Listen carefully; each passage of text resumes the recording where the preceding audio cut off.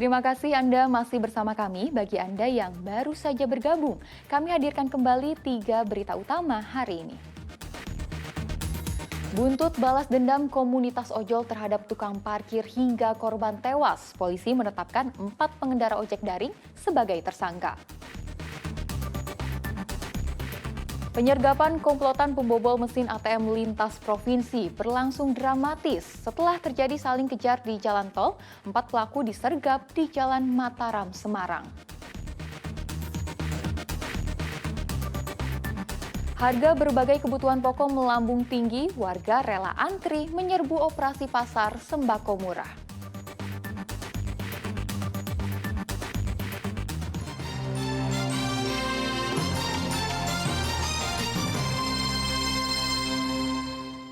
Kita ke informasi selanjutnya.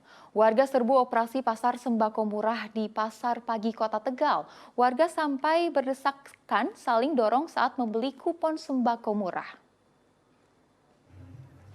Antrian pembelian kupon sembako murah berlangsung selama 3 jam. Saling dorong antar warga tak terhindarkan saat sudah mendekati pos pembelian kupon. Paket sembako yang ditawarkan cukup murah. Beras jenis medium 5 kg dijual Rp35.000, minyak goreng Rp8.000 dan gula pasir dijual Rp8.500. Panjangnya antrian membuat petugas menambah jumlah paket yang dibagi dari 400 menjadi 1.000 paket. Diketahui Tegal menjadi salah satu kota dengan angka inflasi atau kenaikan harga barang dan jasa hingga 6,05% dari harga sebelumnya. Pemilik tambak di Pantai Selatan Jatimalang, Kabupaten Purworejo sulit menghentikan sementara produksi tambak udangnya. Alasannya karena sulit mencari bahan bakar solar. Selain karena BBM solar yang sulit dicari dan mahal, pakan udang juga terus naik. Saat ini harga pakan udang kelas medium hingga premium dijual sekitar Rp400.000, padahal sebelumnya di kisaran Rp350.000 untuk satu saknya. Mereka juga membutuhkan solar sebanyak 30 liter untuk operasional kolam berukuran 200 hingga 200 meter persegi. Namun setelah harganya naik, solar cenderung sulit didapat. Kini pemilik tambak mengurangi jumlah produksi dan hanya membuka beberapa kolam saja.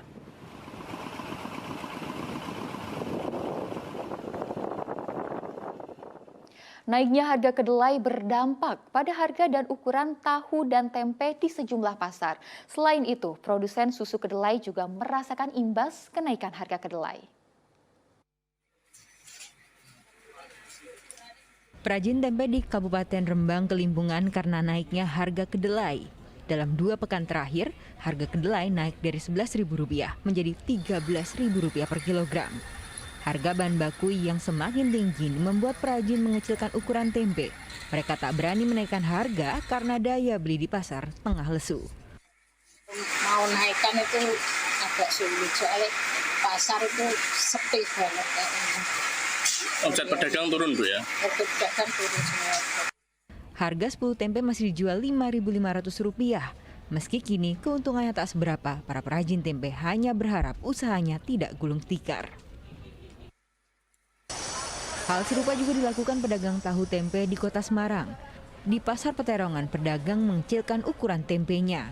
Untuk harga 1 blok tempe yang sudah diperkecil tetap dijual Rp7.000. Sementara untuk tahu, tidak hanya ukuran yang diperkecil tetapi harganya juga dinaikkan. Tahu isi 10 buah naik harga sekitar Rp1.000. Omset pedagang pun turun 30%.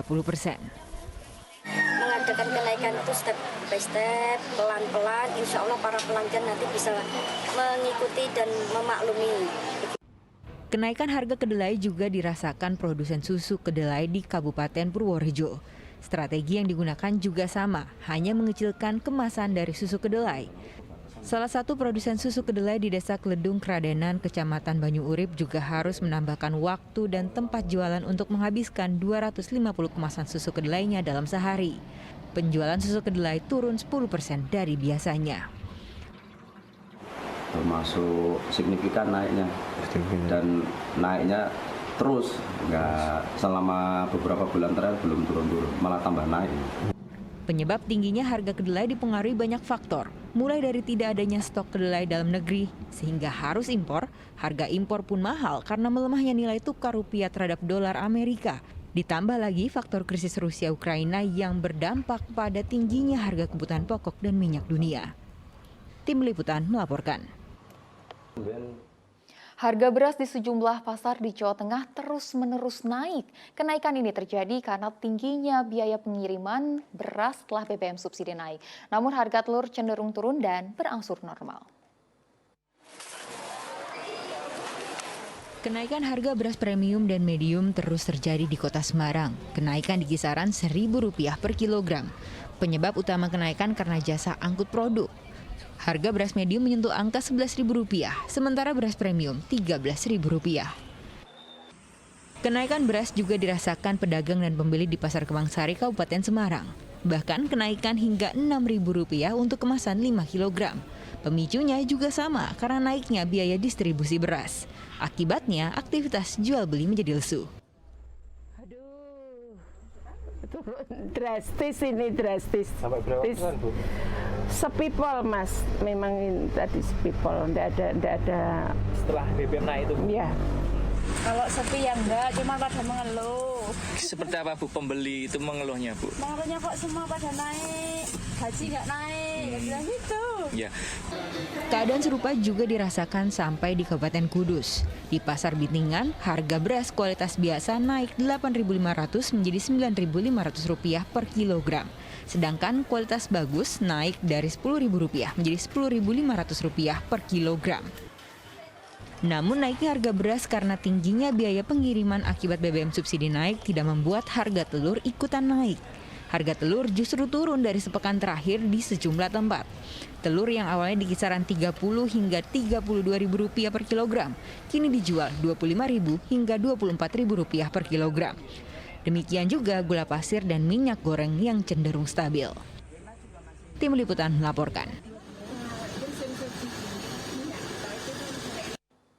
4 warga di Desa Manggis, Kabupaten Boyolali terjangkit demam berdarah denggi atau DBD. Dinas Kesehatan Boyolali pun langsung melakukan pengasapan atau fogging di 2 dusun. 2 dusun yang difogging adalah Dusun Jatioro dan Desa Manggis, Kecamatan Mojosongo. Rumah dan lingkungan perumahan termasuk selokan turut diasap. Kegiatan ini dilakukan setelah 4 anak dilaporkan terkena DBD, bahkan 2 diantaranya berasal dari satu keluarga.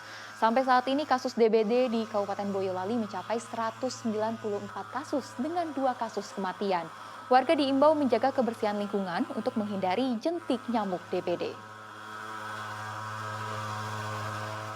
Karena kemarin baru ada 1 dan itu istilahnya itu sudah dinyatakan sembuh, itu kemarin dari warga sudah tidak ada kegiatan fogging, cuma ada APT.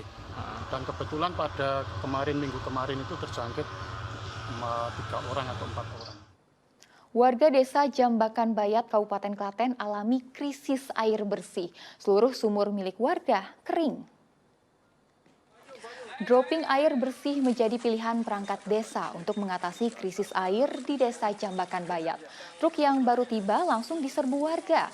Semua air ditampung dengan wadah yang mereka miliki untuk memenuhi kebutuhan air bersih.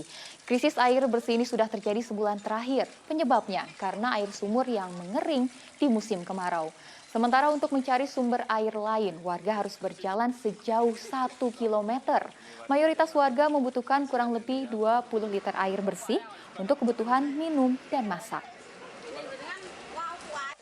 Masuk memulai musim kemarau, itu sumur-sumur langsung turun, debit airnya turun. Nah, mau nggak mau kan minta ke perangkat desanya gimana solusinya. Itu mengupayakan dropping air dari BPBD dan PMI Klaten. Kebetulan sudah setengah bulan ini berjalan dropping air dari BPBD dan PMI.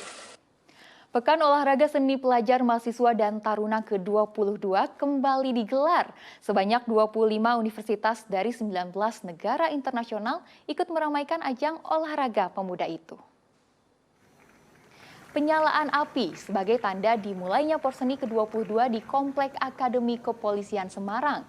Ajang olahraga ini digelar selama 4 hari dan berakhir pada 30 September mendatang. Ajang tahunan ini diharapkan mampu menemukan talenta baru di bidang olahraga. Perlombaan yang diikuti ratusan peserta dari tingkat SMA hingga perguruan tinggi akan mempertandingkan dan memperlombakan olahraga, seni, dan teknologi. Sementara itu, ratusan joki kuda mengikuti kejuaraan nasional pacuan kuda Danjen Kopassus Cup Nusantara Derby 2022 Round 2 di lapangan pacuan kuda Tegal Waton, Kabupaten Semarang.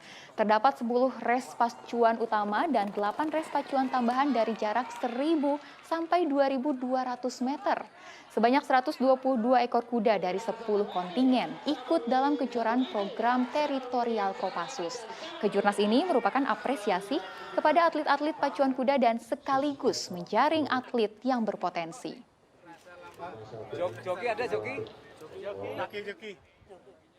Dan informasi tadi mengakhiri jumpa kita hari ini. Atas nama rekan yang bertugas, saya Tia Anissa mengucapkan terima kasih atas kebersamaan Anda. Selamat beraktivitas dan sampai jumpa.